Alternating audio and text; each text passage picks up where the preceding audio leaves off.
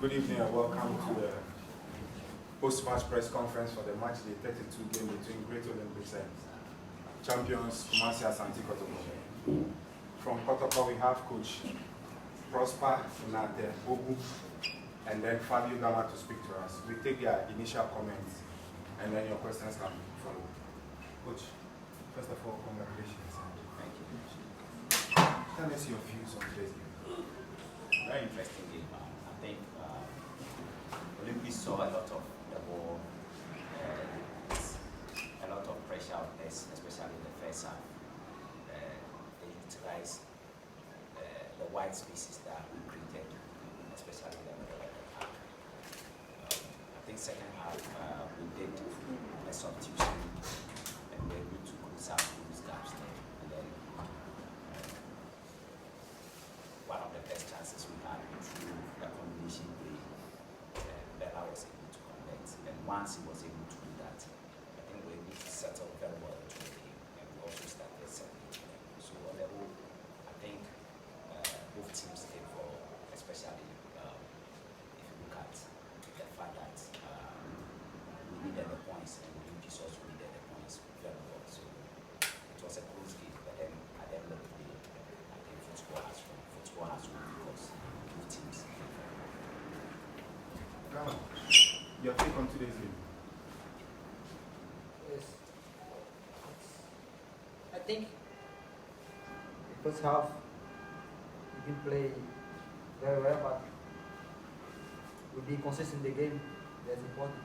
The second half we came another thinking and we tried to equalize in how the coach said. And the second half we did better and we get the goal. I think we did what we need to win the game. Coach, the fans said in the 68 minutes a magic happened on the field of play. Can you walk us through that magic? It was a fantastic goal. I think we got the ball from the middle of the park. We were able to, the players were able to link up with each other, especially with Moro. Moro traveled with the ball, saw Mbella, passed the ball to him. Mbella passed the ball back to Imoro. Imoro saw the space that had been created, and then he passed the ball to Mbella. Mbella turned with the outside of his foot, created a space for himself. Look at the goalkeeper, pick his spot, and use the right technique. And I think he scored several amazing goals this season. Look at the goal he scored against Diana, Wafa, Mediema. These are all wonderful goals. But I think this one, he created a space for himself and he went for it. It's a super goal. It's a world class goal. Will you pick this as your bet in Mbella goal?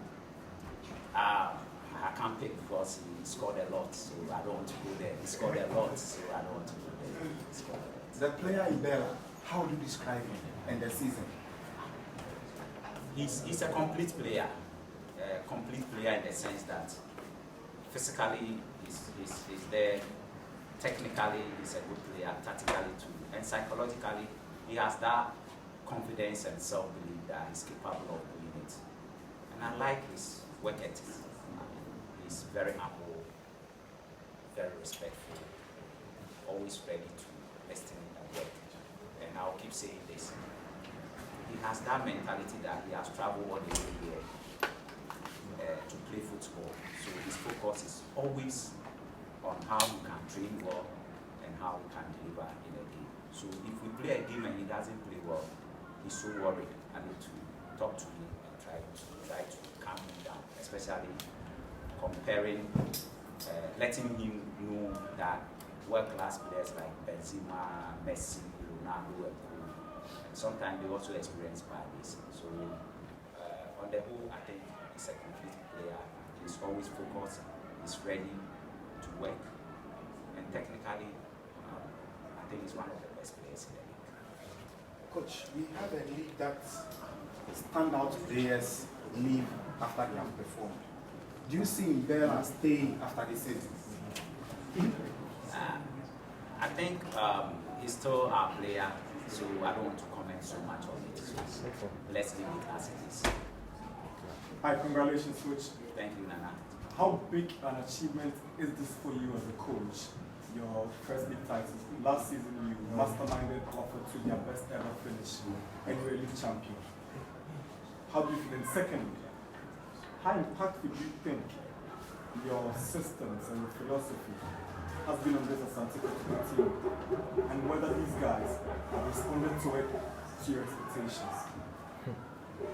Yeah, the first one, I think Kotoko is one of the best clubs and the most successful club with respect to our league in the country. So as a coach, as a young upcoming coach, I think I'm happy that I'm part of this historic moment. It's not easy to lead a club like Kotoko with about 10 million followers, where everybody have their view of whether you play well or you don't play well. So to me, it's a great achievement for myself, the players. I just even told them that we've made it not with, we've made it with one of the best clubs in the country and the most successful club in the country, and we have to be proud of that. So as a coach, I think I'm happy for this. If you look at what happened at Wafa last season, we were so close, we were in contention to win the league, but then inexperience caused us somewhere along the line. But the following season, here I am, I've won it, I've been compensated, so I'm happy. With respect to philosophy, on top of philosophy of play, there are two components in it. It's about the way you think football should be played, and the way you believe football should be played. That's what we call philosophy of the game. So every coach has his philosophy. And the way I think football should be played and the way I feel football should be played, fortunately, they've been able to get into that way of thinking and believing. We are not there yet. I think this is just the beginning. This is the first season, especially looking at the fact that most of these players came from Division 2 and Division 1. They are not that experienced, they've not tasted premiership. But then my idea is that always let's keep the ball. I believe that when you keep the ball and create the spaces, you get the opponent tired. And once you get the opponent tired, one error, you can beat the ball, you can score. Again, I believe that if the ball is kept on the turf and players are conscious of their movement, it makes the game very attractive. You know, football is a science and an art. The art is the beauty of it that we see. The science is the decisions that the players take on the football play. So these are the things I'm trying to imbibe into the players. And for me, as a first season, as a coach with such inexperienced players and looking at the way they are playing now, I'm happy, and I'm happy for them. And I think that if we are given the opportunity to keep working, we can do better than we have done this season. Is it fair to say this is your biggest achievement as a coach? Yes, of course. Of course. Last season we were third. I think I've coached once before. I think we were 10th. Yeah, we were 10th. This is my third premiership side I'm coaching. I coached Ebusuan Dwarfs 2016 after saving them from relegation. Four. Karela, I was with Karela too, but that was a brief stint. Thank you, Kobe, and for the correction. So, if you look at what happened at Wafa, Karela was just 3 months. Ebusuan Dwarfs, and they were relegation threatened. I was asked to step in. I did that. After that, nobody sacked me, but I said I have to go back to the classroom and work. Are you the best coach in Ghana? You can tell. I cannot tell.